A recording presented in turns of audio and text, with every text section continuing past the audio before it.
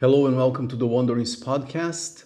This episode will be all about going to graduate school in the arts. However, this is not necessarily if you're considering going to art school. It's more of a general impression about giving yourself permission to learn, and most importantly, giving yourself permission to be the one becoming something.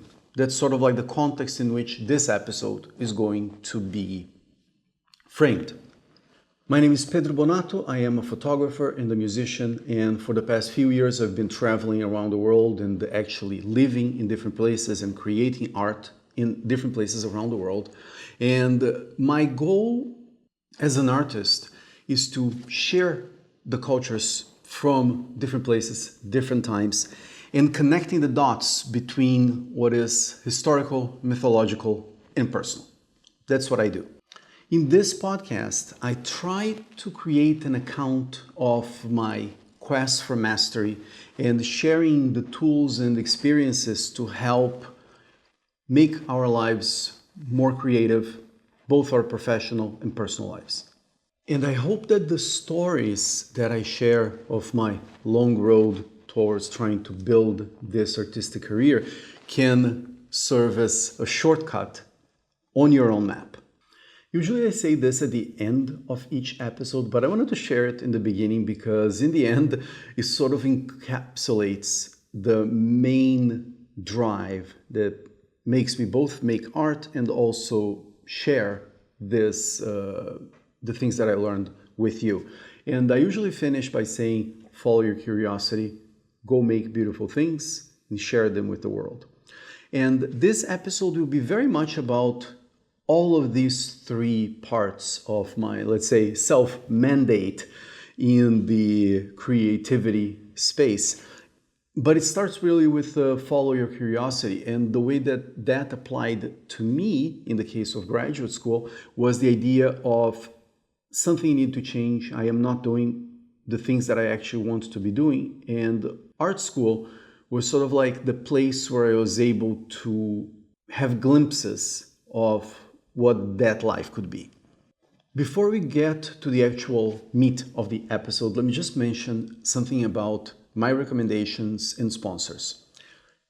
I started a few weeks ago creating these episodes for you in this new format where besides the regular interviews that I do, I am sharing my experience in different areas and I am looking for sponsors, and these sponsors will always be based on the tools that I actually use.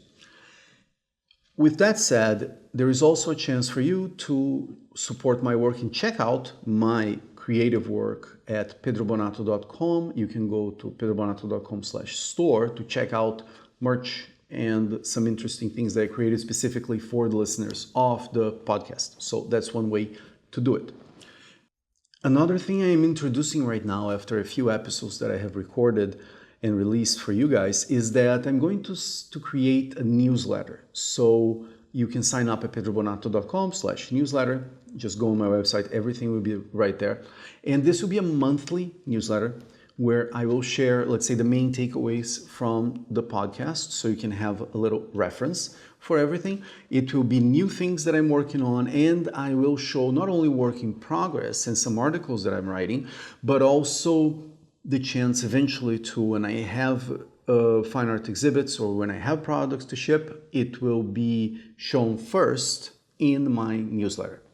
The other thing about that too is this is a message from you guys from the future that are watching this episode after a lot more have come out, that in this episode there will be a few clues to find this. So if that doesn't make sense to you right now, don't worry, it will eventually if you keep following the episode.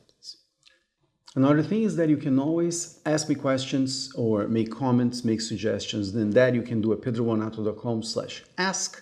I will always try to find a spot here in the show, in the solo shows, to answer your questions in case you have any, about any subject you'd like.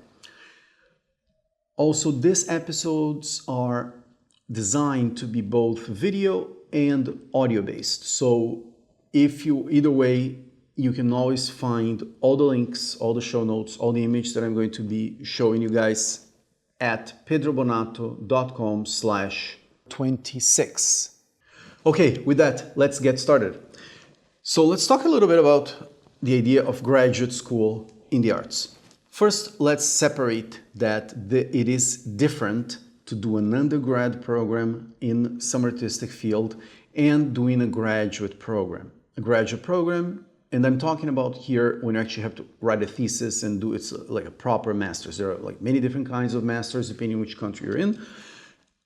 But this will be an account of my experience doing a master's in Canada, and this was 12 years ago. Oh my God, I'm so old. But 12 years ago. And the interesting thing is that it gives me a different perspective on one of my friends when I was finishing my master's, Linda, and she asked if I would recommend doing a graduate school in the arts, specifically the program that I was doing. And my answer back then was a categorical no. You are such a great designer, such a great artist. You should not waste your time in graduate school. And my approach to that actually changed over time. And I think it would be very interesting and cool to share that changing of mind, changing of framing of difficult times. To give you a bit of context, as I said, I'm always traveling. I was spending some time in Cairo where the previous episodes were recorded. And I actually started recording this one in Cairo, but I'm so glad that the powers that be did not let me. There were like calls to prayer, sounds of Cairo, all those things all the time. And then I said, you know what, I'll just do it somewhere else later. And now I am in Alexandria in Egypt, in the delta of the Nile, very close to some of the ancient spots like what used to be the Library of Alexandria and the Lighthouse of Alexandria. And I am so glad I actually waited to do this podcast here because, as you will see, Alexandria is very, very, very deeply connected to the work that I did in my master's. And even though I knew that, it took me going to the new Library of Alexandria, the one that was basically not rebuilt because they built on top of somewhere else, but rebuilt in terms of the idea. And I had a very profound experience there that I would love to share during this podcast. And it has to do with my changing of mind and how, even though I had a steady idea of don't go to art school, don't go to art school, don't waste your time throughout these years, it was there that I actually reframed and re-understood my experience there. Now, first thing that I would like to mention is that if you're young, that would be actually a recommendation. I'm 45. I can give a 21-year-old recommendations in this case.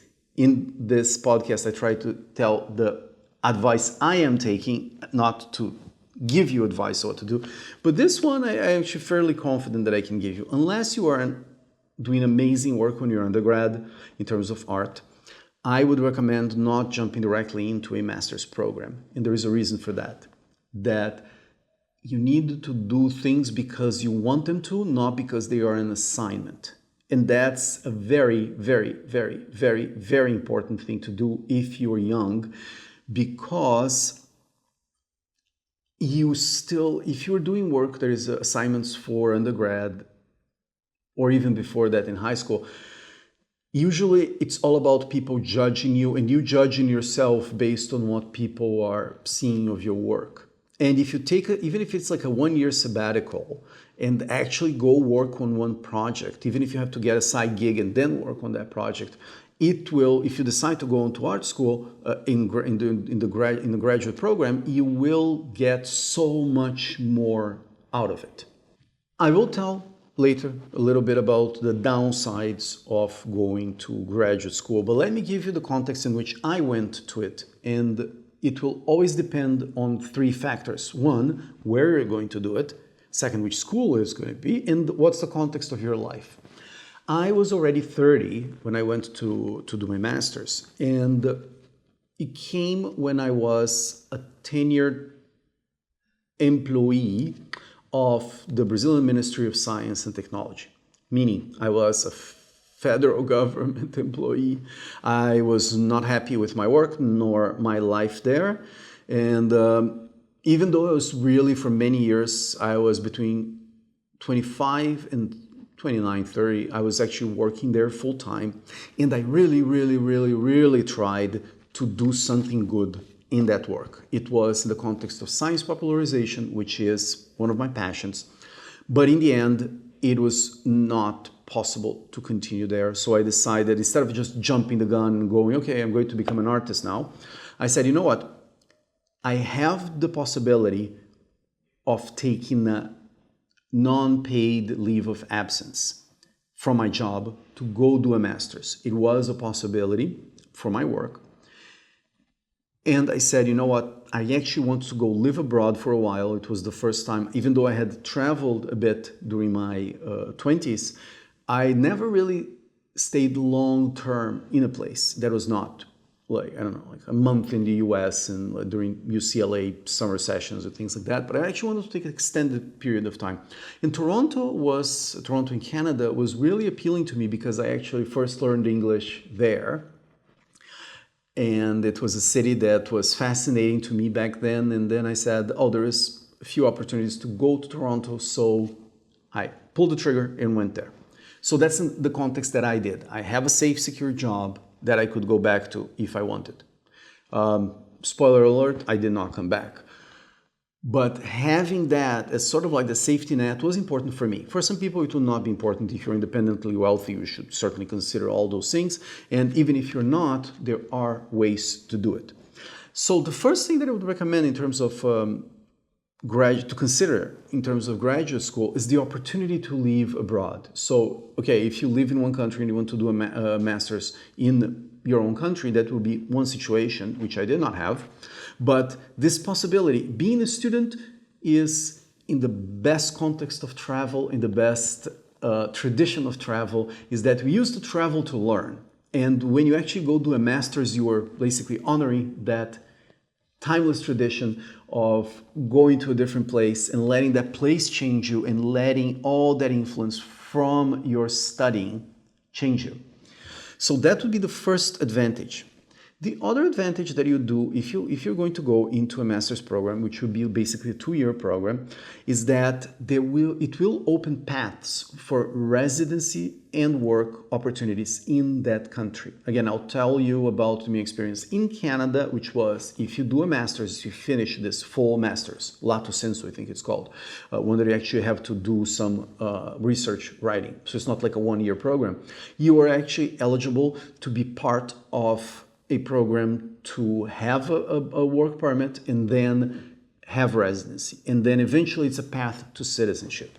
So if you plan on living somewhere else around the world, this is one path that is very cool. And the other thing is that you can consider all the professional and personal advantages if you come back to your job in your own country. It's one thing when you go do a master's in your own country and then you go back to your job. It's another thing, even prestige-wise, unfortunately, it is considered like a little badge of honor. Ooh, at least in Brazil it was like, oh, you did this master's abroad. It's sort of like you got this mystical powers. And that's something that is very important when you're considering a master's program. The other thing is you can get scholarships and you can have the opportunity to do a teaching assistantship, which basically you tutor students during their main class, undergraduate students, or you can be a research assistant, which is what I was during my master's. There is one caveat though. Usually you can only work up to 20 hours per week, like officially, during your master's. And that can be like an issue if you need to support yourself while you're doing your master's. But if you have a combination of grants, of scholarships and work, and now, which is very different than when I was doing my master's, that you have the opportunity to do remote work and no one will prevent you from actually selling art around. So that would be like a thing to consider. There are many more paths to be able to pay for it. When talking about a master's program in the arts, there are 3 basic degrees that you can get. At least it was in Canada back then. Again, this is all in the context of what I was doing and how I was choosing this. And it is, you can have a Master of Arts, an MA, which is more research-based program. You can do an MFA, which most people know about, some Master of Fine Arts, where you actually do fine artwork. You do some version of art and you reflect on it. You write it down. Or you can do a Master of Design program, MDES. That was a new thing when I was starting, which is the one that I actually chose, and I'll tell you later why. But it is a path also for a PhD program. So if you'd like to teach, it would be important to go to graduate school in the arts. There's sort of like, unless you're professor emeritus from being like a super artist, you cannot really teach if you don't have, and there's very, at least a master's degree, but it's very competitive around the world and usually you will need a PhD. So there is something about the wanderings into trying to find the correct program for me, and I actually went through a lot of opportunities and possibilities, and I will mention two of them. One was, as I said, I was in my job in the Ministry of Science and Technology. My main interest was in science popularization. But I thought it would be interesting to do some sort of MBA program that was more in the entrepreneurial lane. And back then I had all these conflicts that I love photography. I was starting to do some music and I wanted to draw and I wanted to do installation art and I wanted to do exhibits about science stuff. So it was like, and I wanted to do movies and it was like all over the place. And the way that I thought was like, okay, I can use some entrepreneurial skills, so I can do an MBA with a more creative bend, and that would be interesting. And I actually considered that for a while. I also discovered when I went to Toronto that they had this master's in museum practices, and the idea was to be a person that curates museum exhibits, creates interactive experiences in museums, and as you will see throughout these episodes, I am a lover of all things museums. It's one of my favorite places to go all around the world. I really geek out in having that experience in these houses of the muses of today, in today's temples of art.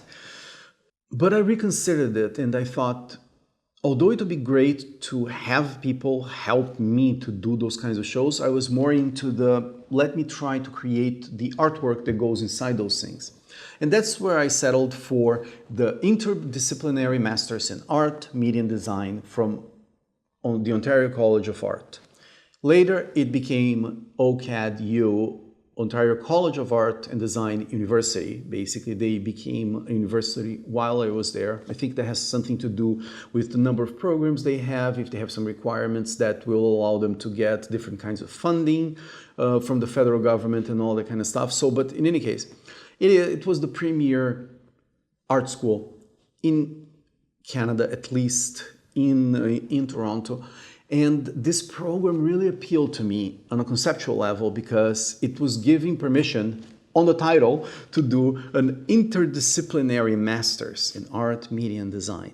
And that was the first time that I thought this concept that I mentioned in the beginning of giving yourself permission to be the one becoming. And I really liked, so some people actually do exactly what I want to do, which is have their fingers in different kinds of projects. And there was a master's that was supposed to be about the ways to do that. That program considered the idea of art and design as research. And that's very useful, very cool, although the way that they were presenting was kind of scammy, but we'll get to that. But on a higher level, the thing that was interesting about this program was the idea of making and reflecting. And if you think about it, even what I'm doing now in this podcast was heavily influenced by my experience there, aside from the mumbo jumbo of jargon, which I hope to keep to a minimum. But I always had a love-hate relationship with my experience in graduate school in the arts. I can't remember who said it. I think it was a Brazilian poet, but I'll have to fact check myself on that he said that, how admirable are the people we don't know very well. And I think that applies to places and the new experiences too, because when I went to tour the facilities, I thought, oh my God, it's so cool. They have all these workshops. They have a metal workshop. They have an amazing photography, a series of photography studios. They have all this equipment. They have a woodworking station. They have a 3D printer, and they had all these professors. And it seemed to be quite fascinating. And then you would be, on the first year, you would be on this common lounge where you would like interact with your fellow art students, and on the second year you'd have basically your own studio office thing where you can focus more on your thesis and the work that you were going to be doing. The program was separated into first year you get all these classes, and then on the second year it would be more focused on making something that would eventually become an exhibit if you're doing some sort of like work that was not performative. And it will also have a written component where you talk about and you explore the theory behind the kind of artwork that you were doing. But as I said, love-hate relationship with this, and it's one thing when you start doing that. And I actually got in shock when I got into it, because it is, as I think most art schools, and this is not me trashing this university particularly, it's because as you will see, I changed my mind. I think there are certain things that were very interesting that happened there. I will also mention for later, in case you're considering studying arts in a more advanced level, actually studying anything. I'll give you some tools of what I actually learned during my master's so that you could apply those ideas without actually having to go to art school. And again, just as a caveat, any place will be different. Some people will say, oh, but I really love that there. Depends on the year, depends on the person. As with anything, there will be different experiences. And this is also something that my telling you my experience and how it changed my mind will hopefully give you some insight into ways of thinking about these difficult experiences. For me, it was amazing and it was incredibly frustrating at the same time. The main reason is the context in which art exists today in the world, which is heavily influenced by critical theory, postmodernism, and let's say what we see as contemporary art around today. That is not a new problem. My mother is both a journalist and a fine art painter. She does mainly work in, she used to do mainly work in oil paints. Now she does all sorts of things, but she used to do very realistic paintings, which really inspired me throughout my life. I would even take photos of her, she used to do this really beautiful paintings of horses, which were very realistic. Some of my first photography assignments were take photos of horses and of Brazilian cowboys, let's say, and she would go and paint hands, ropes, the actual horse. It was really cool experience to see. And her experience in art school was also very difficult, because even in the 70s, it was all about either abstract art or art that was certainly not figurative. There was this push against representational art in a way. In my work, even today, it's heavily influenced and by fashion photography and some elements of fine art in portraiture, but they certainly do not fit the mold of most of today's contemporary art. Also, it is very political depending on which country you are in. In the case of Canada, in this I'm talking about 2010, 2012, it was heavily based. There is one element that is amazing about Canada, that everybody's from everywhere. Toronto is an amazing city. I still have fond memories of there. Half of the population comes from other places, and they bring their best behavior. They really live together. There is very, very, very little violence. You have a lot of tolerance in a way, because that's modeled by the, let's say, native Canadians that have that, let's say, live and let live mentality for the most part. And that is really cool. And since Canada is having this influx of people, at least it was back then, it had this idea of multiculturalism that was really cool. But it brings these other things that they're really, for whatever reason, during my master's, it was all about identity. And it was all about this longing for home, or the concept of home, which I understand most people that were coming as immigrants, they were, how can I interpret Canada as my home and how it relates to my other home, and how you see so many people from your own community in your own home now living in this country. And it's not ghettoized, because you can live anywhere there. Maybe you choose to live with a group that you have more affinity to, but I was able to live everywhere around Toronto and visit Canada, and it was an amazing experience in that way.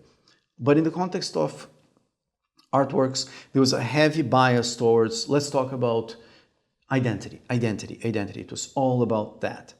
And it was the first time in my life, and maybe that's just me being naive, that I heard two words associated negatively to art. And that was a shock to me. A person that expected the art world, and specifically art school, to be more of a Renaissance kind of a vibe, right? Where everybody's trying different things. And there's was the first time that I heard someone said something about an artwork that it was offensive. I know that today in 2024, it is a very common word to be used. But back then I could not fathom how would that be a bad thing. Art is going to be offensive to someone, so why are you saying this? Is this a compliment? Well, they didn't mean it as a compliment. The other word that I used to use, that it was, English being not my first language, it's always funny to pay attention to the words that come into the vernacular. And this one was in art school. Some student was telling me, oh, I think this is problematic, because I was considering what I was going to do for my final exhibit thesis. And I was thinking, problematic? How can art be problematic? I understand from a historical point of view that at some point they rejected, let's say, religious art as something quote-unquote problematic because of the power it gives and the influence that it gives to religious institutions in terms of oppression and all that. But again, it was borrowing all these concepts of post-Marxist theory that I had not much interest nor understanding back then about, but it had this, let's say, rails in art. It's like, this is problematic, don't go this way. This is problematic, this go this way. Oh, no, this is offensive, you should not do it. To me, it was sort of like a priesthood, the way that I saw it. I thought, these guys are prudes. Prudes in art school, who would have thought? In the 21st century. And with that, let me give you my first suggestion of book to read. I'm actually going to give you two in this episode because they're very different but very important considering the art world. One is, I think, a 1975 book called The Painted Word by Tom Wolfe. And in this book, he really goes deep into the history of how postmodernism influenced contemporary art and basically in a way hijacked. And the idea of the painted word is that the artwork in itself would be not necessarily incidental, but it was about the framing of the artwork, that was the important thing. And that was one of the things that, one of the books that my mom had recommended to me, and I had to wait until my master's to actually read the book, and it was spot on even, 30 years later. The other book that I'm going to mention, and then we're going to start getting into the cool stuff about art school, which is, I mentioned this before in the podcast, but I cannot recommend highly enough. This particular book is called The War of Art, Winning the Inner Creative Battles by Stephen Pressfield. And this is a book that I think will be useful for both artists, designers, creators of any type, and actually, to be honest, any person that does any kind of creation. So even if you're struggling to make a table, it will be something that is of interest, because he talks about this idea of resistance, which is the thing that you love the most is the thing that you're going to avoid like the plague. And sometimes you don't even realize that that's what you're doing. I gave this example on episode 24, so go on choosing projects. So go to that episode and check out one way to apply this idea. But I think this is a very cool book that everybody should read. Now let's go to the cool stuff. As I mentioned, even though I will say the professors were technically limited because they were more on the academic area, and so if you wanted to learn something very specific about creating art, you would go either to the technicians or, okay, they say, you go figure it out. In a way, I thought it was very telling of them, but now I changed my mind in the following sense. I still think you should have technical skills, otherwise you cannot express yourself. It's like as if you don't know a language and you're trying to express yourself in that language, it is basically impossible. But as I said, as a graduate student, you had access to all of the workshops in whatever you wanted, metal, 3D printing, photography studio, video studio. Everything was available to you. You should only have a little orientation about that particular workshop, and then book some time and you could actually do it. And even though I was considering stopping the master's, There was actually, just incidentally, this one student, he was a designer, and he went to the first week, actually the first 2 days, and we had the craziest class. And he just got up and left and never came back. Like we met him in the subway another day, and we were actually embarrassed to say, yeah, we're still in the program. But in the end, again, it seems like I'm trashing the place, but it's not. Like it's, he had some of those surreal experiences. In this case, let me mention this to you since I started talking about it. There was a class, there was this researcher from Britain that was doing this soundscape art in studies. I thought, oh, soundscapes, that's interesting. That's a way to, soundscapes, the idea is sort of like you have a landscape, so you have a soundscape. The idea is how do you get, how do you map a world of sounds? How can you create a representation of some kind of the sounds of different places? So that's fascinating. Actually, that idea, just going there, because I haven't thought about it that way, gave me ideas for installations that I actually use later, like art installations. And it's something that is deeply rooted in my work today, where I'm trying to combine photography and music in an installation context. So as you will see, it's sort of like, oh my God, they did this, but it opened ideas for me. So I cannot complain much about it, but let me tell you about this particular class. I thought, okay, this subject is amazing. It's very interesting. So what did the researcher do and what did she show us? They were trying to talk about, well, first of all, the most obvious sound in a city, which is birds. And they had all these PhD researchers, probably paid with government money. I was a government employee, so I was very sensitive to where money comes from the government to specific art or science things and initiatives. And they were walking together on a path in a city, and they were making sounds of birds, and then they documented it by videotaping. So it's basically a bunch of professors with jackets and however their garments usually is, and they are walking all together doing pew, pew, pew, pew, pew sounds.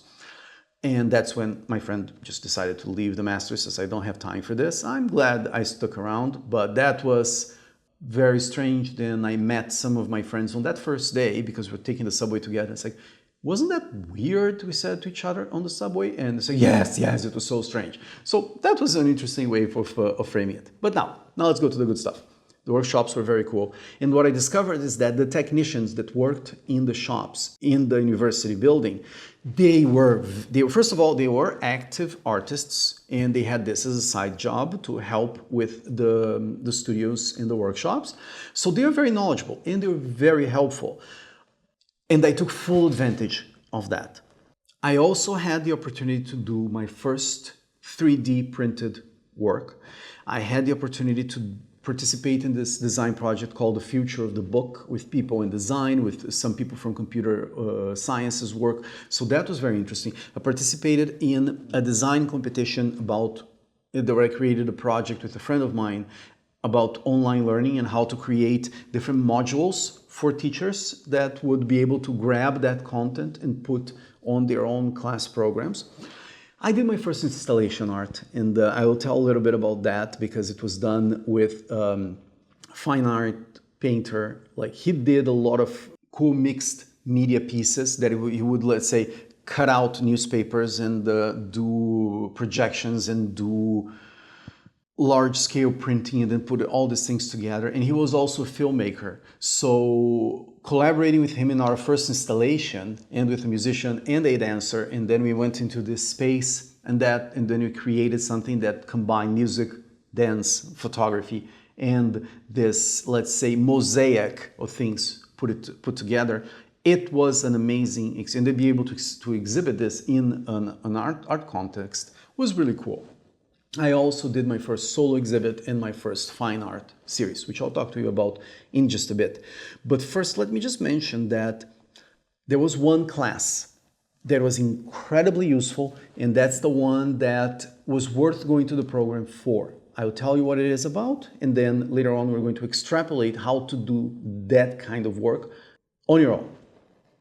It was an experimentation class. And the idea was you had one artist and one designer, two teachers, two professors, and they would have assignments for you. And it was done in the following way. You would get your main art practice. In my case, it was photography. And you would go into another one that you knew nothing about.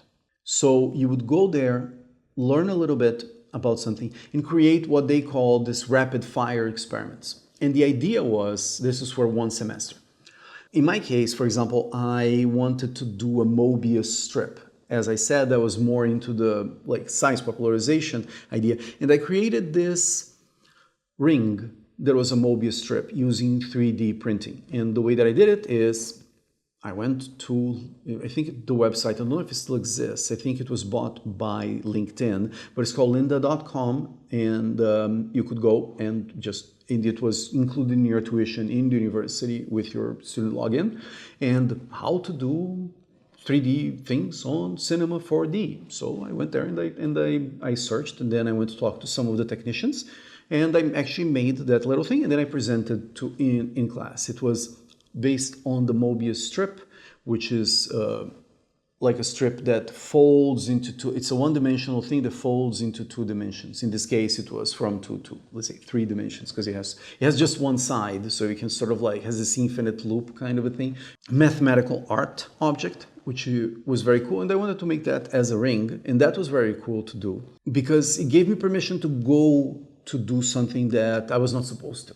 Right? We have this idea of I don't know how to draw, so I can't draw. I don't know how to photograph. I'm not going to photograph. I don't know how to compose music. I am going to go and try to compose music. And the idea of rapid fire is that you don't have to wait 2 years to become a master at it. You try wherever you are, however you are at that moment.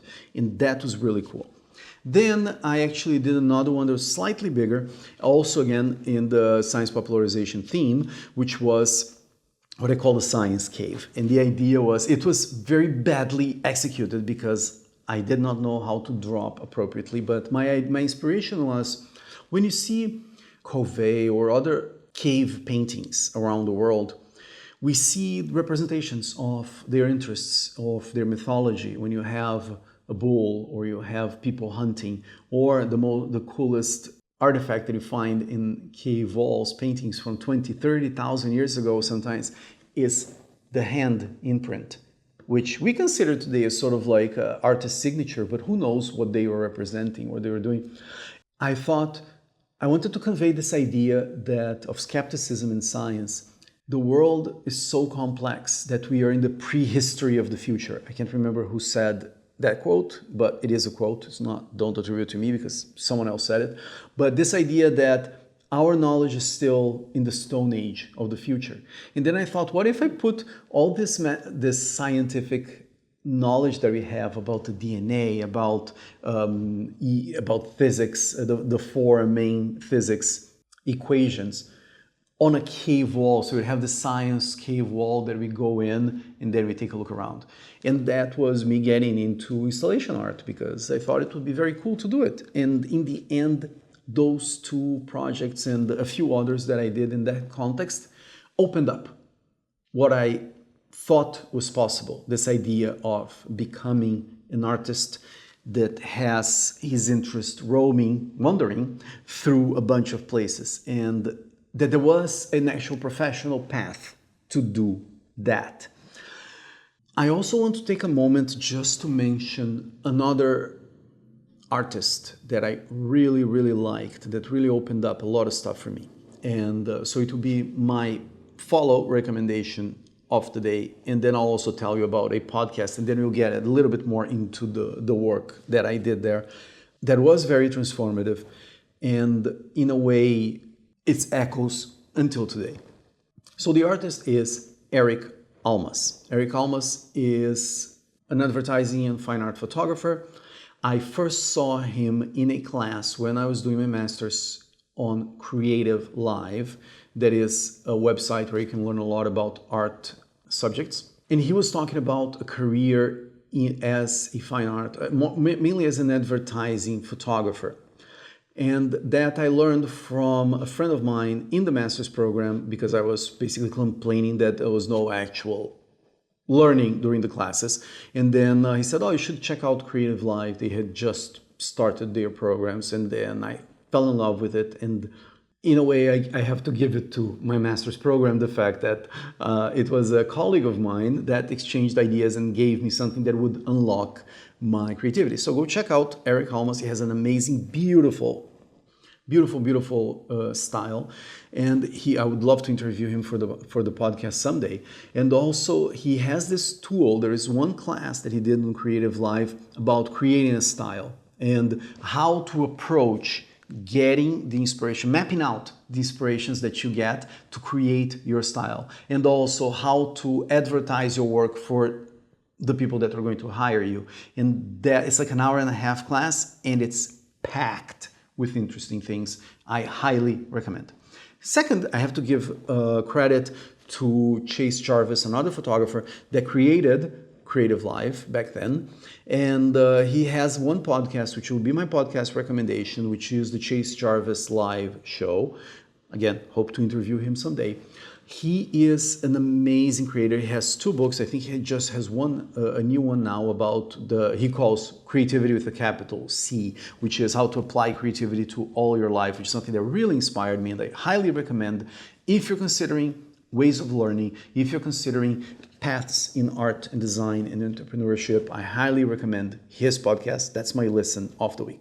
Another thing that I don't know if it can be replicated easily and not in a context that is different than an art school, that is, you get to hang out and enjoy your time with artists from different fields. At least that was in the interdisciplinary Masters of Media Design. The cool thing is you get to see your colleagues, and they are also doing their own experiments and things that it may not be your main interest, but they may spark an idea. And in the end, they're not even feedback to me directly. It was me watching them work really influenced. It was the lesson that I actually ended up getting during the Masters. So I'll mention some of these artists by name. They are my good friends. I hope eventually to get them to be featured in the podcast, talk about their works. But I'll mention what I learned from them. I think it's very cool to acknowledge where your ideas came from. But for example, there was one artist from Syria called Nermin Mufti. She's still like a very good friend. I think she lives in the US now. But she had this fascination with Arabic calligraphy. And she was doing this installation art that was about these like cuts of newspapers, and she did the actual letters like in 3D in the world. She was a very fascinating artist and designer.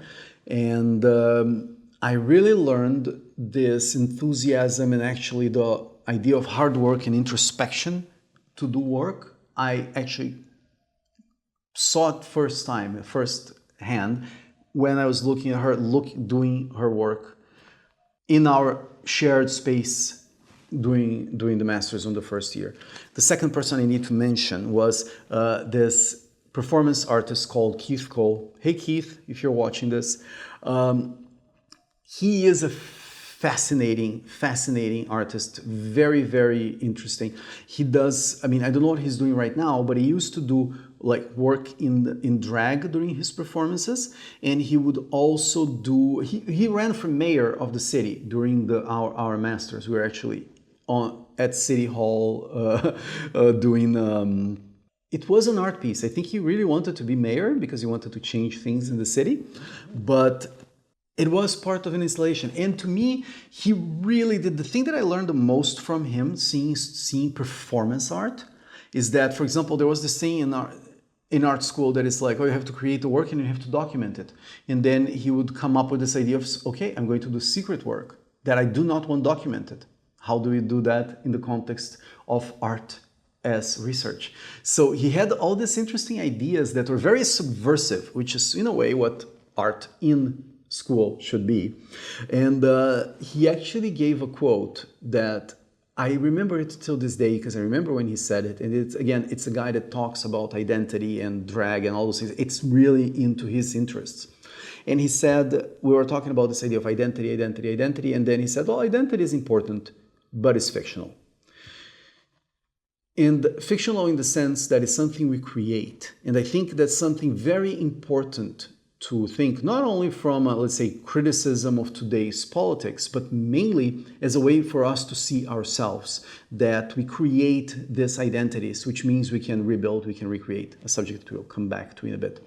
The other thing that I wanted to learn, that I wanted to mention, is my collaboration with other artists, with, for example, Ben Edelberg, that I mentioned before, that he is a visual artist, a filmmaker, and what I learned from him, besides the approach to creating artworks, and of course long talks during coffee when we went on our breaks from our like theory classes, he was teaching me to speak their language.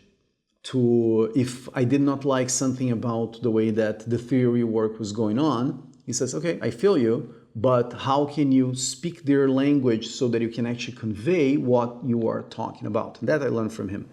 And finally, I wanted to mention, now he's a professor there. He's an amazing artist called David Clarkson. And I mentioned him because he was doing something that was like related to the connection between comic books and landscapes and some science, not popularization, but science-inspired themes. And it was really beautiful, beautiful, amazing work. I had the chance to photograph him as an artist in my own series. You'll see it later. I'd love to interview him too. But he was such a cool, interesting artist, and he had the right mindset. Let me give you another tool that is very interesting during art school that we don't really get. And it's very interesting to do it with artists from different areas. Because if you go, let's say you are a writer, and then you go to a writer's room. If you were a painter, you go to with painters, or a sculptor just with sculptors. You guys usually will have a very similar background in terms of where you get inspiration from and where you want to be. So if I am, for example, a fine art photographer and I'm creating a portrait, and then there is a painter that comes along, or there is an installation artist that comes along, or even a theoretician comes, they will have different insights for you in a critique setting. And what I mean by critique is a formal place gathering where you make some work, you talk about it, and you show, and people give you feedback. Which is a very, I won't say terrifying, like depends on the person, but it is a very intense thing because you're putting yourself out there. And usually if you're doing special and experimentation class, it's something that you actually want to show, you want to be understood, or you want to be at least acknowledged that about the beauty of the thing that you're trying to convey. Even if you missed the mark on actually creating the beauty, at least the intrinsic value of whatever you're doing. So it is an interesting thing to consider, the critique section of it. And in the end, I created my first photograph, which I'll tell you, my first fine art photograph ever during this experimentation class. And I presented in school, and I had a very antagonistic outside eye, they call it, like a person from outside the group that comes and also gives their feedback. It was very antagonistic unexpectedly, but then my colleagues came either to my defense, or in this case, even better, which is give you insights into a world you did not know. And that's what David Clarkson did. He told me, that's the most creative depiction of a scientist I've seen. I think you should look into Joseph Campbell and The Hero with a Thousand Faces and the idea of the monomyth. I think you will be very interested in that area. And as you will see, it shaped my work later on. There will certainly be one episode just about Joseph Campbell and his ideas of the hero's journey. I mentioned it on episode 24. I probably mentioned it before. But suffice it to say, for now, it's this idea of a narrative that exists across the globe, across cultures, and I did not know about it back then. It's like, Joseph who? And then he told me about it. And if I hadn't created this artwork and presented, remember, curiosity followed by making, followed by sharing, if I hadn't shared it, I would not have had that insight, at least not in that context that I needed. The other thing that I wanted to mention about critiques is I have to acknowledge one professor called Michael Prokopow. He is a PhD in art history. I wanted him to be my thesis supervisor, but he had a lot of students, so I couldn't get him. I liked my supervisor, Dr. Barbara Rauch, but I was first thinking of him. And I mentioned him because he's not only a scholar, but he had the best approach to feedback in art that I had until today from a theory point of view. And it will come from a strange place. You never knew if he liked your stuff or not. You could not read on his face, but he would take in what you were saying, he would take in the artwork as he saw it, and he would give you recommendations of people to read, artists that went on a similar path, or artists that went on a completely different path, but you should know about that. And it was impossible to read what he liked, because it's not about what people like. Usually we give critique as, oh, you should not have done that, or this has no place in the world. It has this almost, the stuff you don't like is as if it's profane, as if it should not exist in the world, which is missing the mark about art, and it's missing the mark about critiques. And this particular professor had, at least in my experience, the perfect attitude about that. Now, let me get into what I did in my master's, because, as I said, love-hate relationship, and at the same time, I discovered all my loves during my master's, so I absolutely cannot complain.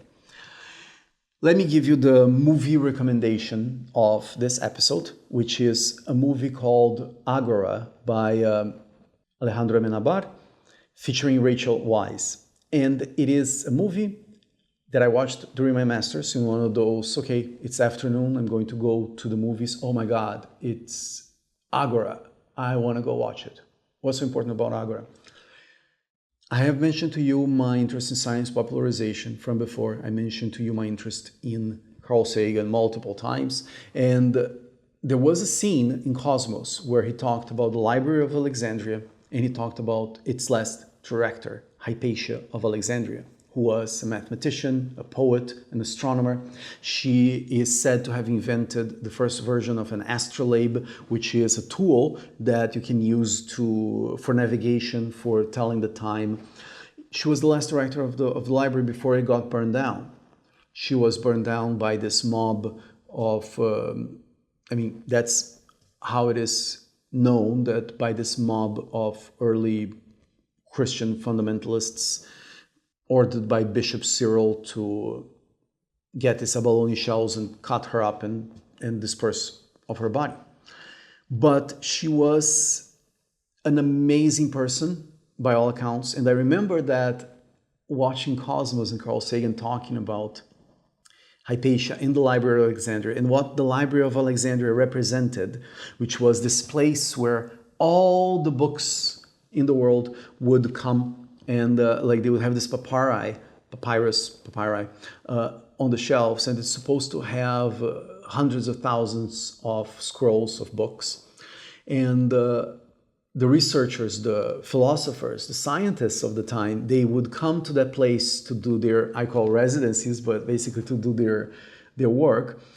And it was a place of knowledge. They actually, at the library, were able to, there were like texts. Today there's only fragments. It completely burned down. Like now we only have like little fragments of the works that were still there.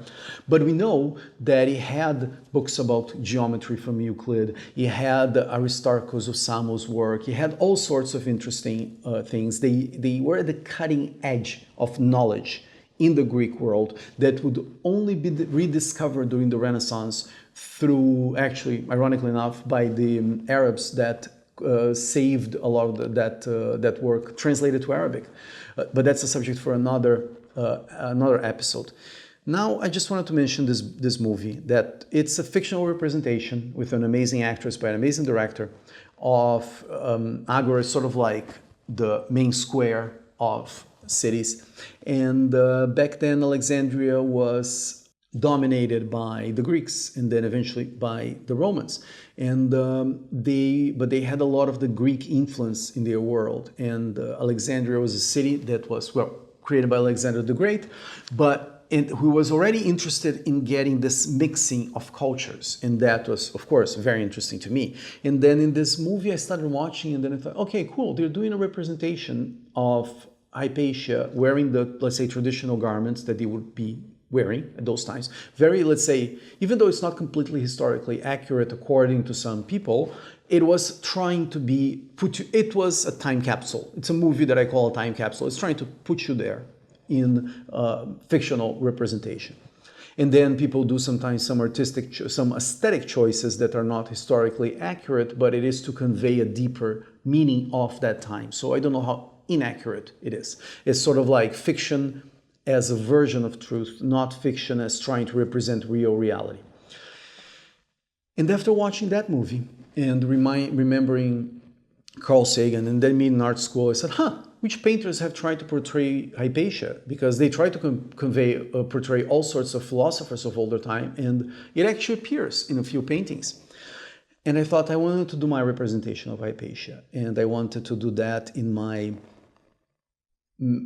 master's in this second part of my experimentation class, which was a longer term project, it was a few months. And for that, I created my own version of Hypatia, of Alexandria. And it's very cool, as I said in the beginning, to be talking about this project again in Alexandria after visiting the new library. So I went in depth in another episode about that particular photo, but I wanted to show you a variant of the one that I ended up having as a fine art sale, my first fine art sale, to my first photo, my first fine art sale. But the one that I used in my exhibit, it was my interpretation of Hypatia. And let me tell you about the idea first. She invented the astrolabe, this beautiful, beautiful tool that for centuries have been used for navigation. And in the context of wandering, it is what makes you not wander, but makes you, by knowledge of what's around you, makes you go on a path. And in a way, it gives you the opportunity to wander because you know you can find your way through the landscape. That was an important element for me that she was working on. The fact that she was an underappreciated woman, that she was an underappreciated scientist, and the scientist that was a woman in a time where that was not common, and she was said to have great beauty, but not interested in marriage and not interested in being locked down. And she was, by all accounts, an amazing intelligence. She was interested in poetry, as I said, in mathematics and astronomy. So she had this element of the connection between the heavens and the earth in this very deep sense that involves both kinds of human expression, arts and sciences. And the idea that came to my mind was this horrible part of her life, how she died, that she was cut by these religious fanatics. But then I thought, her legacy lives on. Her legacy, we know about her. Carl Sagan talked about her. And I imagined this forgotten heroes in science history. And I imagined two characters. One was Mystique from the X-Men, if you know, the blue lady, this is shapeshifter. And I also remember that the goddess of astronomy is also the goddess of dance in a lot of traditions. And as I was exploring my main musical instrument, the tabla, the darbuka, which is a percussion instrument used for dancers. And she was living in Egypt. And then I thought, you know what, there are all these connections. So I approached a friend of mine, a dancer, and now she's also a comedian, very cool artist, called Angelica Scanura. And I asked her if she would, and she's also an actress. So I said, can you portray this character for me? Cool. And I wanted to have her legacy not be these cuts, but be the knowledge, as if knowledge is pouring out of her skin, because she was a teacher. She was trying to share all that knowledge however she could. And so I thought of combining these visual elements of these writings on her skin and the astrolabe, which is this mechanical thing, but it does a dance with the stars. And I thought, okay, that's why I'm showing you this image that is, and you can go, if you're just listening, you can go on my website on the show notes and take a look at this particular photograph, which is a variant of my representation of Hypatia, which is the one that I showed in my class and in my thesis exhibit. That's the one that David Clarkson said, oh, you should take a look at Joseph Campbell. So I saw her, it's this reimagining of a character in history, a character that I could portray not as just telling the story, but how it impacted me, how it exists as my anima, if you would go into the Jungian psychology, or how it would go into representing in portraiture, but getting elements from all of these influences. And that's what I did with this photograph. This photograph led to 11 other ones during my master's, which will be a full episode about that. I wanted to mention to you 2 places today. It was going to be just one, but it has to be 2. One is in Toronto, the Graduate Gallery of the Ontario College of Art and Designs, the Graduate Gallery, where I exhibit my first work, where I exhibited my photo of Hypatia for the first time. There I showed 11 other lesser-known characters in science history, and I created my series called Portraits of Science, reimagining forgotten heroes of science. And that's where my first installation came to life. It was way less than what I wanted, but it had this thing that it was sort of a labyrinth where you had to go, if you go into the exhibit, you would only see white backs of pictures that were hanging from the ceiling. And as you walked through this maze, you would see each character. And one little element that I did in that series was, and that was just for fun, not just for fun, it had to do with the Joseph Campbell hero myth. So you'd go through the hero's journey through the photographs, each one representing one step. And the characters would be looking at different directions. And each character would be pointing to the next one. So that was sort of like something that I did as an installation piece for that thing. But so the Graduate Gallery, I remember taking it down, the exhibit, and I was very emotional because oh my God, this was my first exhibit. I really want to do this again. It's still a dream. I still have, I've shown a few times in group settings, but I haven't had another solo exhibit, which is something that I am aiming towards, as you will see later. Another element that I should mention about this exhibit that I did was that I actually had postcards with quotes from the characters and talking a little bit about it that people could grab, the ones that they liked at the end of the exhibit, this, let's say, physical, tangible thing that people could get. And I didn't notice that that was such an important part for me, and that something to also mention that sometimes there are recurring themes that will appear in your work again and again and again, and they will be invisible to you, and you'll sort of until you acknowledge them, they will be invisible. So you acknowledge, oh, I've been doing this and I didn't know. This is something that I learned not only in art school, but through art school and then throughout this 12 years of making work, how certain themes, they cannot let you go. And so you have to embrace them and become friends with them.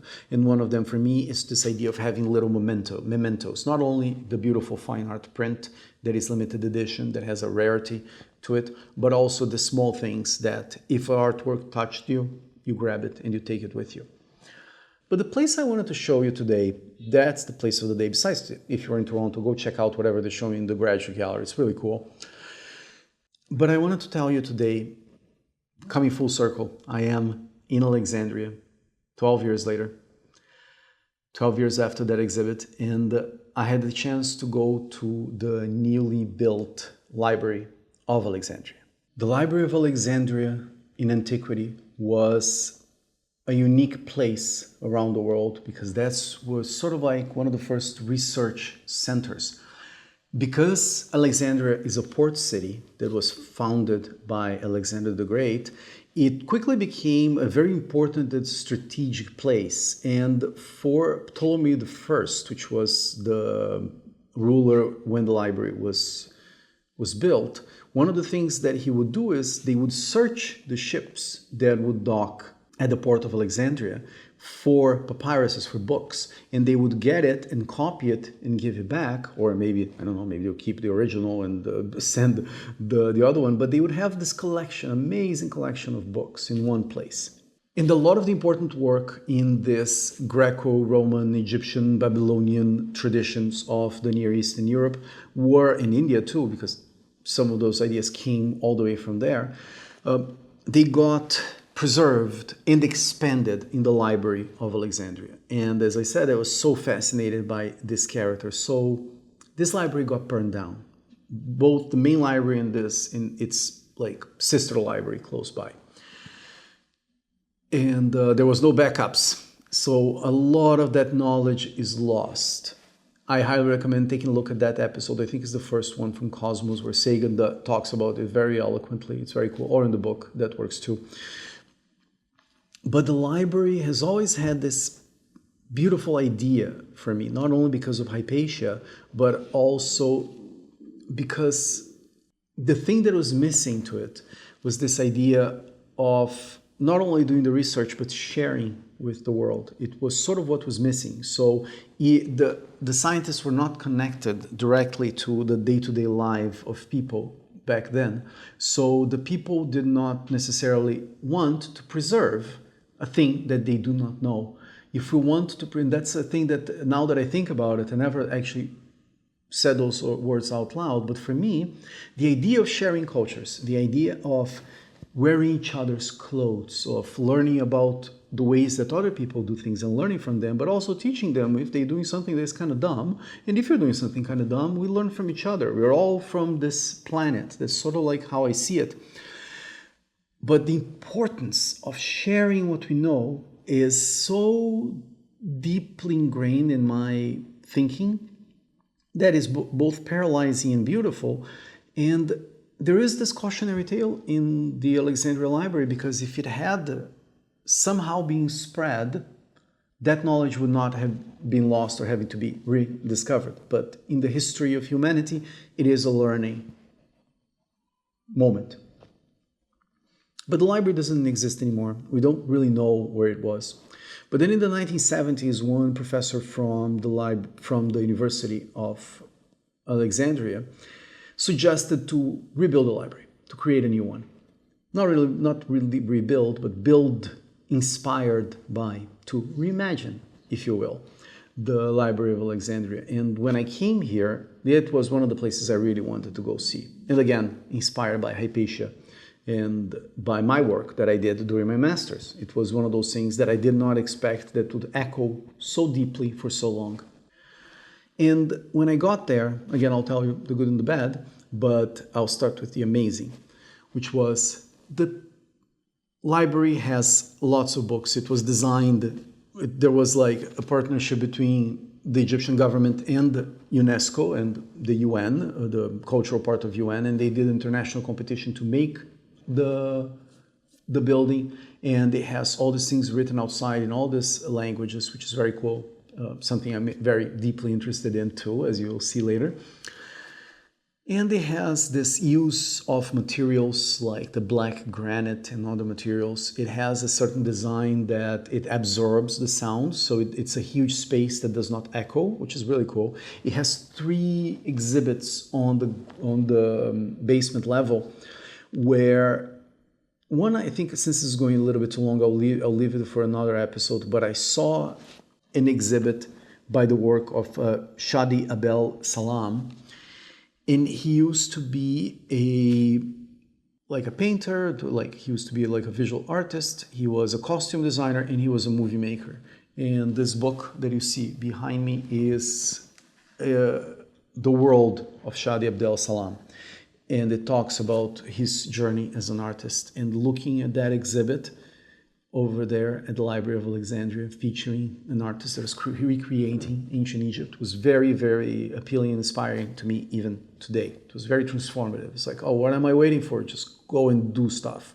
Which is what my idea for the masters was too. What are you waiting for? Just go and do stuff.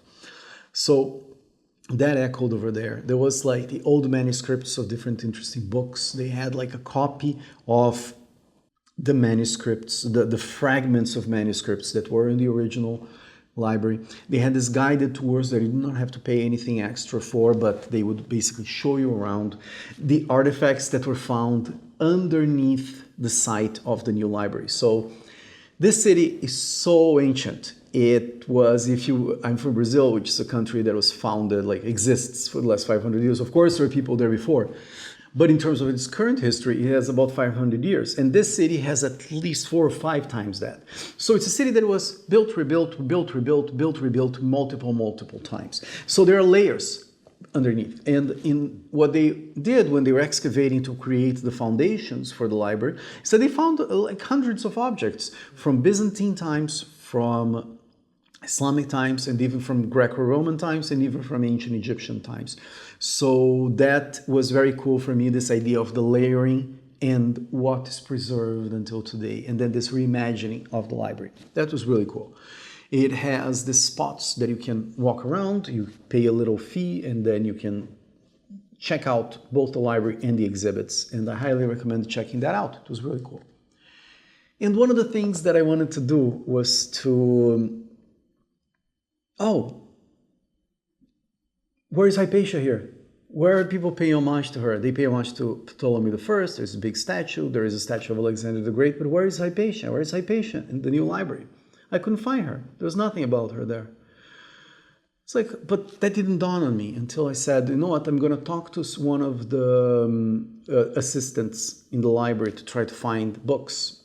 And I asked the lady, oh, do you have any books about Hypatia? And she didn't know who Hypatia was. I was like, okay, let me tell her. So Hypatia was the last director of the Old Library of Alexandria. This amazing scientist, a woman that was incredible. And maybe you should look into her. Can you check to see if you guys have any books about Hypatia? And she said, oh, let me check. And then she found, oh, okay, there was this one, but it's in a separate place. There's this one, there is in a separate place. Do you have to sort of like order for them to bring it to you? But it says, oh, no, these ones are actually on this particular shelf. So I said, oh, okay, cool. Let me go there. I was there with Jana, and I told her like, oh, I wanted to go check it out. So I went there to check. And it was one of the books that I actually used during my master's to research. And 2 of them were actually the ones that I used to research the life of Hypatia, see what was myth, what was fiction. Another note for future use watching this episode, this is a good place to pay attention to cues and clues. Now, I walked there, I got the book, I looked at the book in the Alexandria Library, in the new one. And then I remember my series. I know that my photo of Hypatia and my thinking of portraits of science, reimagining these forgotten heroes. And I thought, okay, I created this series. There is a renaissance in interest in science, even in podcasts and everywhere. But there is a place to remember these heroes. And I thought, the new Library of Hypatia did not reimagine Hypatia. She's not there. She is in a forgotten bookshelf, like a forgotten history, a forgotten hero of science, like a forgotten hero of science. And in a way, she still is, even at the reimagining of her home. And this is not a criticism necessarily to the library. It is an invitation to maybe create a wing dedicated to Hypatia.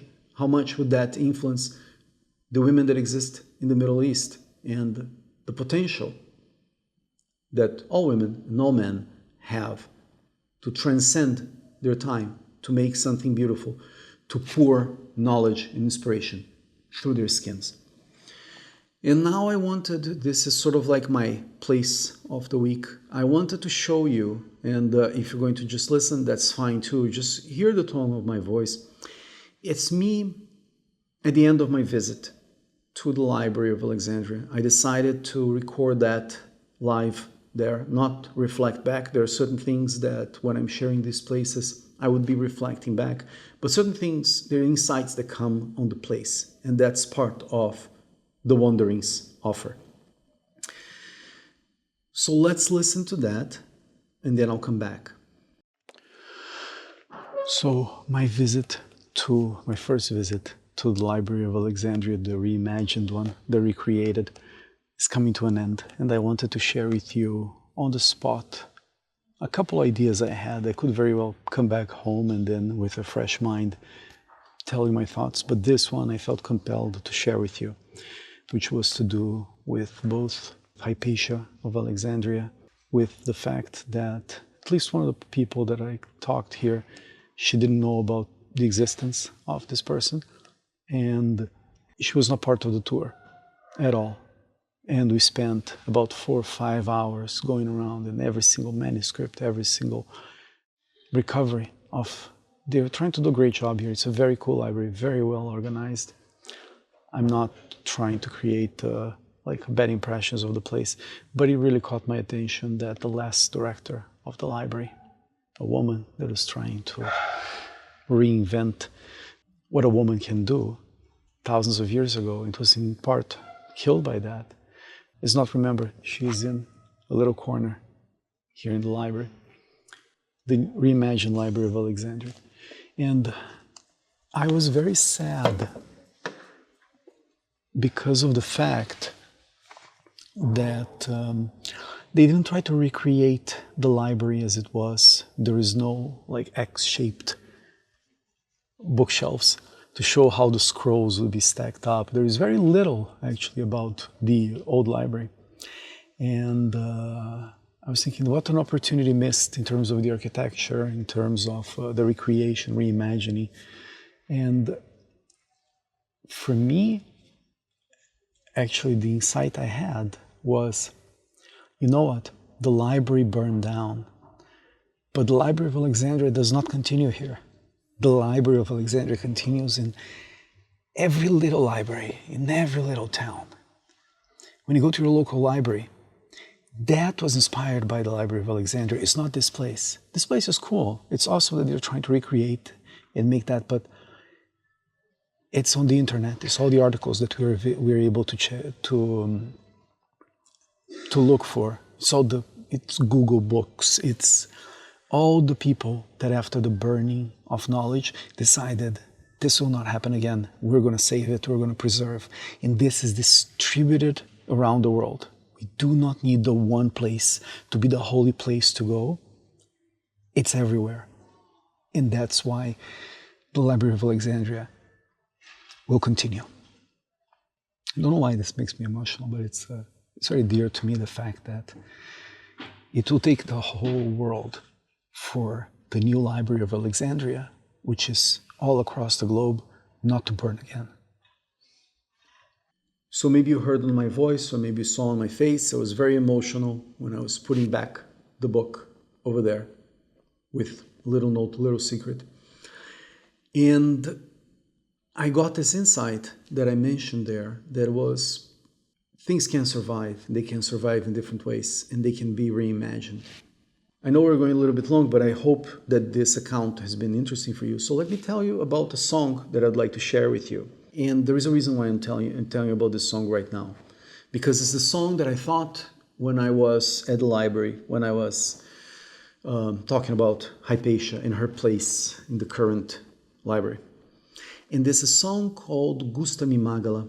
It's a song from a Serbian tradition. It's a Serbian traditional song. I played many times with my band back then in Toronto. I think it was either Nastya Y or Tamari Lana, who both of them were interviewed in the Wanderers podcast. You can check out some of the previous episodes. But Gusta Mi Magala, it's a traditional song where it could be translated as like a dense fog has fallen down. And it's a beautiful, beautiful, beautiful song that is played in a 7/8 rhythm, which is very traditional from that part of the world. Why is that relevant? Because it's not familiar. When I was learning percussion, it was one of the first songs that I could not follow at all because I did not understand the beats. I was used to 4s or 3s or 2s. I did not know 7s. I did not know that it was even a possibility. But as the melody revealed itself to me, I felt this longing. I felt this love. I felt that it was about this beauty, even though I couldn't understand the lyrics. And in a way, that's why I'm mentioning this as part of our journey. If you're considering a career in the arts, or if you're considering art school, any kind of learning thing, there's this longing that comes. And then I'm mentioning the song so that at least you know some songs from different places, in case you don't know. But this song translates as the following. There is this vest that is used in weddings, used in different kinds of traditions. That is jelek. I hope I'm pronouncing it correctly. It's a Serbian word. There are different kinds of vests, and they are all colorful, and they have different like patterns and interesting things. So this song talks about the idea of like this dense fog has fallen down upon this like very flat plain field in Kosovo. Nothing can be seen but a tall tree. And a tailor is sitting under the tree, and he's sewing a vest for me, this jelek. As many stars there are in the sky, that many colors are on the vest.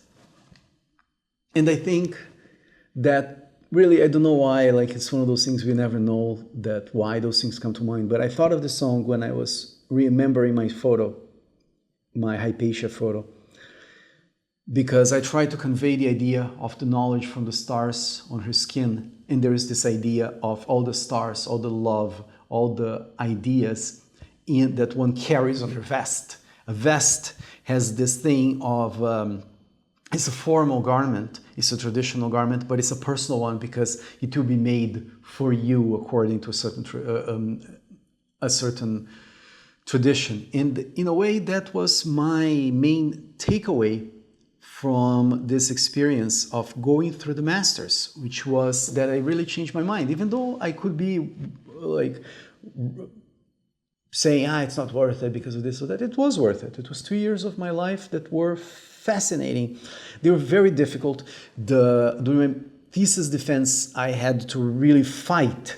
Literally, it had like 40 people to a thesis defense because people thought, how Pedro is going to defend his, let's say, more traditional artwork that is not just random lines on a wall passing as art. And that's why I'm telling you about the song, that we're going to gather all the stars, the good and the bad ones, and wear them as an armor in our vest.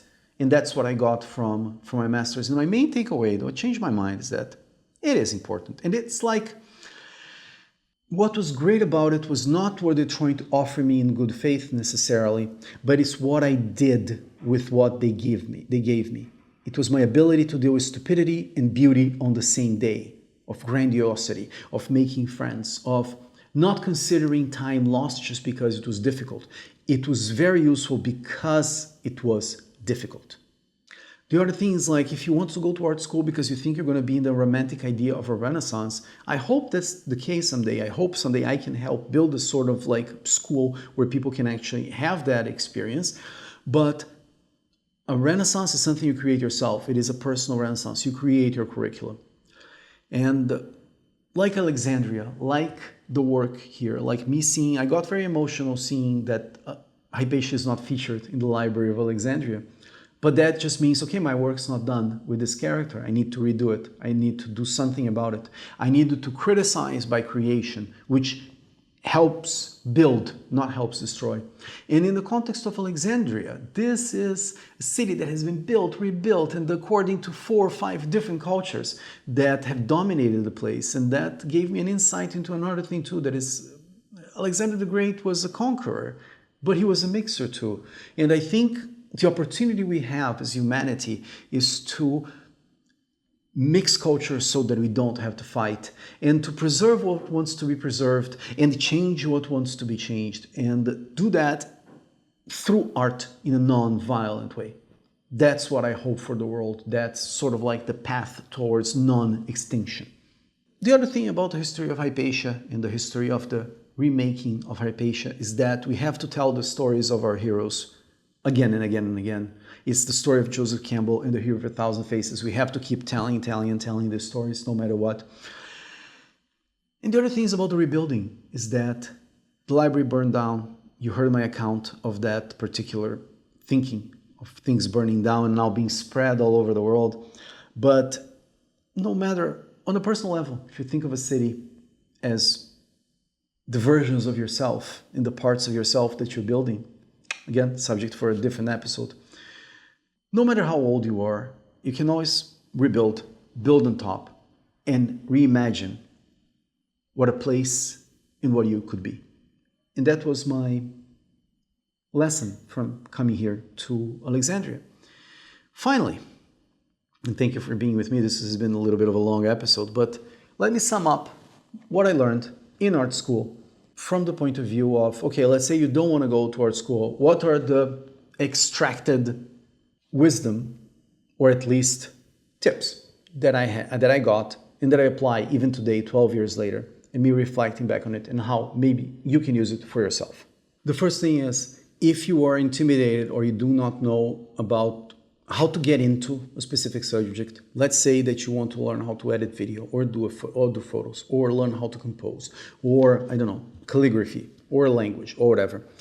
Take away the friction of being an expert and just get into it. And the way to get into it is take a 1-hour class that makes you familiarized with that subject. I cannot recommend this enough. I see people, even today, there was like a 23-year-old that went through university today in the United States, in Austin, Texas, and she had no idea how to use the main software tools used by videographers, photographers, and musicians. And they are basically available for free. All the knowledge about how to use it is available for free on YouTube and on other platforms. So take 1-hour class. Let's say, just give you a concrete example. I want to learn how to edit video. It's literally how I learned it many years later after my master's, because I was intimidated to learn how to edit video. I said, you know what? Let's take a 1-hour class in learning Premiere Pro. That's a particular software that I use to edit all my videos. And in 1 hour, it showed me the interface and some principles of the tool. That's how I start learning that. That's how you learn. You just get over yourself and go learn the thing. And don't think it's a waste of time. Don't think that, oh, I should get someone to do it, because that's basically you becoming, not a Renaissance person and also becoming a baby in a way. It's like, oh, someone will do that for me. No, you should learn it. Even if you delegate it later. There's a lot of stuff that I delegate and I would love to delegate too. But you should know first. Of course, you can get into the weeds and then decide, maybe I should not learn everything, because you cannot learn everything. Of course you cannot learn everything, but if it's something that your learning of it is preventing you from doing the thing, just go and learn it. At least give yourself an hour about that thing.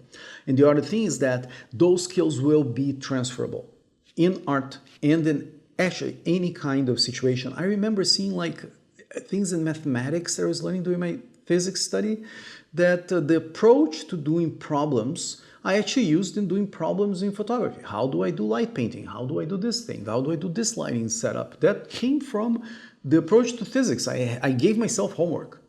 Not that I had to come up with something creative. It was, let me try to do this problem, which was how to create this kind of lighting, as if I was in school. And that was very useful. The other thing that I learned in art school that was very important is you choose a project and then you create a plan to learn things around it of stuff you do not know how to do.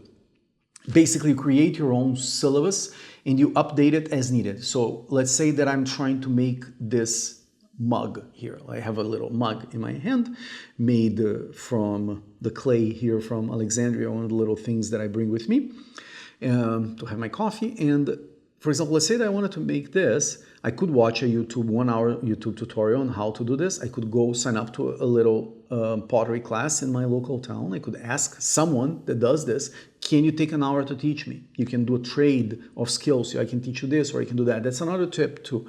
Whatever your skill is, when you're working with a different artists will have an issue with telling you how much to charge if they're not professional or not very professional, how much to charge you for a specific lesson. So one thing I learned during my master's in terms of collaborations, creative collaborations. I teach you something, you teach me something, or I do something for you. In my case, it was always photography, so I could go to certain artists and learn from them, and they'll say, okay, I'll take photos of your current exhibit, and then I'll have the experience of seeing how they think of the exhibit itself and the artworks. So that's one way to actually get into it. Another thing to emulate what you learn in art school is to go to shows, go to exhibits, go hang out with different kinds of artists. So if you're not a part of an artist group, you can go do one. If they don't exist in your city, be entrepreneurial and say, I'm an artist, or I'm trying to create this idea of creating like an art collaborations. So if you are a sculptor, this or that, like different areas, like you join your X-Men, basically. You get people with different skills, different areas of interest, and you put them together. If it doesn't exist, you can create yourself. So it's sort of like a book club, but for art. Try to do this combination of two disciplines. One that you're trying to learn and that you know, and another one that is alien to you. Not that you have to do that, but that exercise will open ideas and new ways of seeing your own artwork. In a way, it's traveling inside the land of art. You go from your place here in photography, and then you venture into music, and then you go into the canyons of sculpture, and then you come out with a performance piece, let's say. So that's how sort of like I see this wandering through art.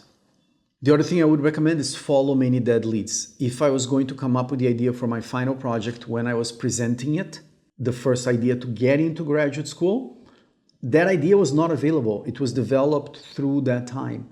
So think of whatever you can come up with right now and let it change. That's a very cool thing that you can do in the context of learning, right? Of emulating that master's program in your own life.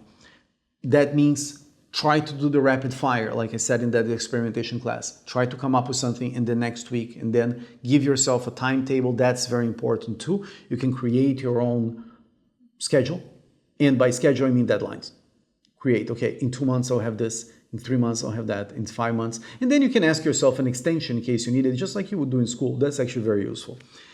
The other thing that you can do is submit your work for competitions, for shows, show to places and show not only on social media, you can do that too, of course, but actually go and show it.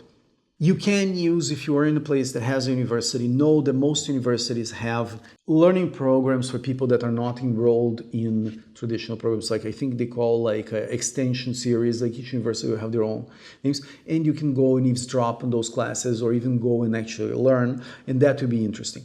You can find most cities, most big cities will have photo studios, video studios, maker spaces, that is what they call. So you can Google maker space on your place and see if they have some of the tools that you want.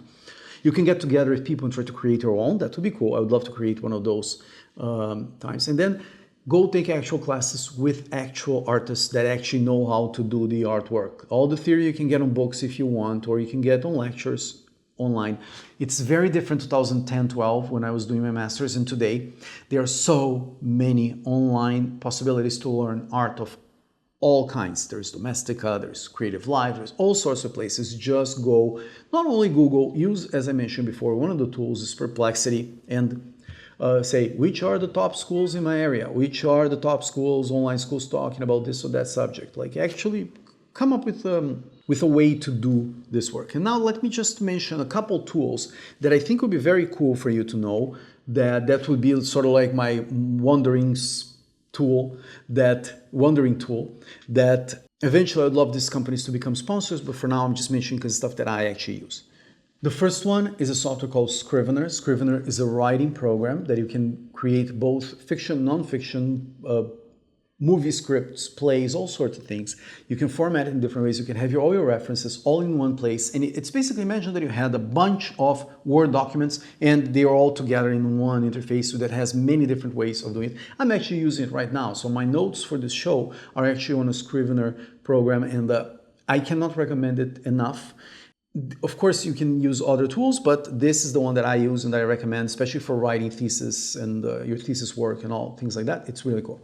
I cannot recommend highly enough Creative Live.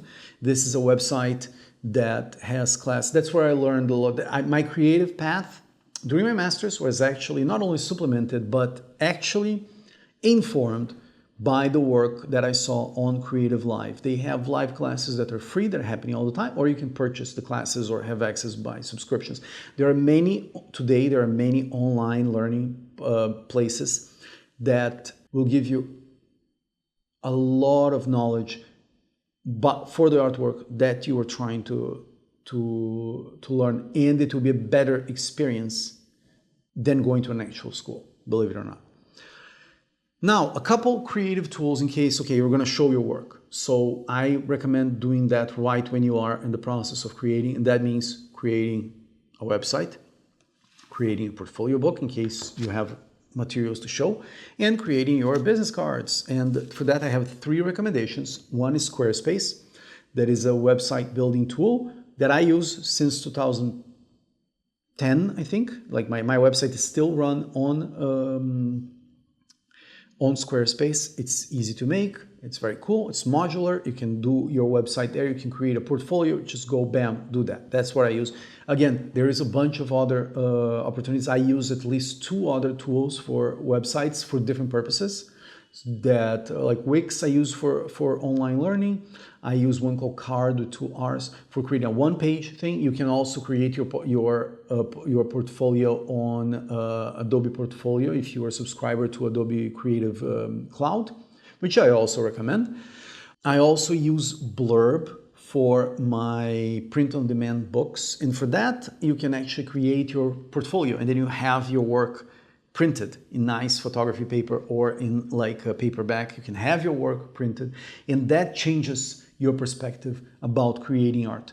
Today we have so much stuff that is digital, but if you actually have a chance to see it in the world in print, not in pixels that disappear when there is no light, that I would recommend. And finally, that's a cute one, something that I use called Moo cards.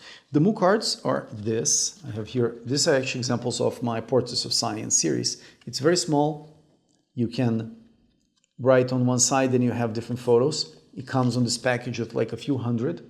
And they have all sorts of, like, they have postcards, they have all sorts of things, but I thought like this little mini, it's basically half of one business card. And then you can have different images of your work. So I sort of like leave these things around, if you know what I mean. Like, and I give it to people when they can sort of like pick and choose, sort of like this tarot deck that I carry around. So this is for the Wandering Stool. And the last one that I'm going to mention, something that I learned in art school to do, which was very cool. A notebook. Very cool notebook.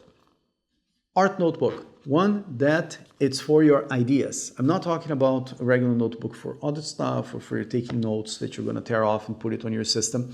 This is an idea book. It's your sprezzatura, if you're going to go with the Da Vincian version of these things or Michelangelo version of these things. It's ideas for your artworks. And in my case, I like the Moleskine books, which are really cool. This one is not, but it's very much in the style. Everybody imitates Moleskine. And the one that I like is portable. It's about this size. It's also blank. Ideally, it would lay flat. This one doesn't, but ideally it would lay flat. It has this archival, sort of almost archival quality kind of paper. And the trick is to get an awesome pen that you like. And why am I saying this bougie thing? Like, why is it interesting? It's that you take your idea generation seriously. And what do I mean by that? Sometimes we buy cool notebooks and then it takes an act of Congress for us to write anything on there. You have to be really sure that for this notebook, it should be this idea that is profound and amazing. And it's an idea of not how you are becoming. It's an idea of what you want to already be. And that's when you're going to use the notebook, and that's a dead end. At least it was for me. To me, the idea of having a very cool notebook is giving yourself permission to have lots and lots of ideas. Or obsessing over one and filling the whole notebook with details about the one. And have this portable with you at all times, if possible. That's the main thing I learned in art school. I will go to an art supply store, or go to a bookstore, or go online if you want the Moleskine books or whichever. It's like versions of this. And you buy it and you use it. I cannot recommend this process enough, and be okay with filling out a bunch of notebooks. Think of Da Vinci and all the notebooks he had and how difficult it was to have notebooks back then also, because it's not like you go to any store and buy flawless white bound paper, something that is one of the glorious parts of our time. Let's use it. It's not that expensive. Let's invest on our art creation ideas. You can always transfer this into something that exists in the world later, and that's really cool. I hope you have enjoyed this episode so far. I want to just wind things down. And I wanted to mention that if you'd like to support my work directly, you can buy one of the postcards from the road from my imagined landscapes. Some of my photographs, they're available every week. There will be a new one available on my website for you to purchase. If you were inspired by one of my photos or inspired by this podcast, you are supporting it directly. All the money that I'm making on the podcast will be reinvested in new features for the podcast that I think would be cool to have. I'd love to have a transcript service doing nicely of the podcast and translation to different languages. It is very important for me, for the people that are not able to speak English, to be able to at least have this idea. Sometimes they're the ones that could really benefit from this knowledge. So that's one way to support my work. You can sign up to my newsletter and you can check out the merch that hopefully by this episode it will be already on the website, but that's a place to go. I will have soon a catalog of my fine art photography work that is in limited edition prints for people that can be patrons of my work. But for now, the things that I really like are these small little things that can be purchased through my website with my photos. So that's about the support part. Now let's, so as I said, I really changed my mind about my experience in my master's. I really re-understood what went on there. Even though they were not educating me, I was getting an education. And that's the most important thing, for us to go and give ourselves permission to become, to be the one becoming. And that's what I learned. And I want to finish off with a quote by Jean-Paul Sartre, Sartre, I don't know how to pronounce that in French appropriately, but Jean-Paul Sartre, that is an existentialist philosopher. And he had this idea that my father actually introduced to me when I was like 13, 14, that you're condemned to freedom. No matter what decision you make, you have to make that decision. No one can make you do anything. You have to voluntarily do it. Of course, I'm not talking about physical force. I'm talking about the decision of how you react to things. And he said something that I think applies to everything, but especially in this case, that is, freedom is what we do with what has been done to us. And with that, remember, you can always connect with me on social media and on my website, pedrobonatto.com/podcast. I want to thank you for being with me today. It was a long episode. For those of you who are still here, I want to thank you again. If you like the show, share with someone that you think might benefit from it. And until next episode, I invite you to follow your curiosity, go make beautiful things, and share them with the world.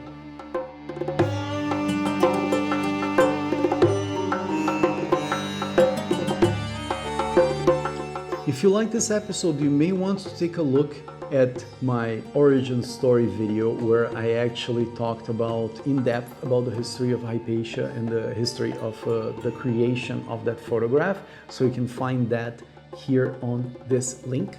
You can always see more episodes that are on this other link here, and you can go to pedrobonatto.com/podcast to see an archive of all the episodes I have done so far, and also you can find links and show notes and all the images and all the merch and sponsors and everything over there. So I hope you enjoy it.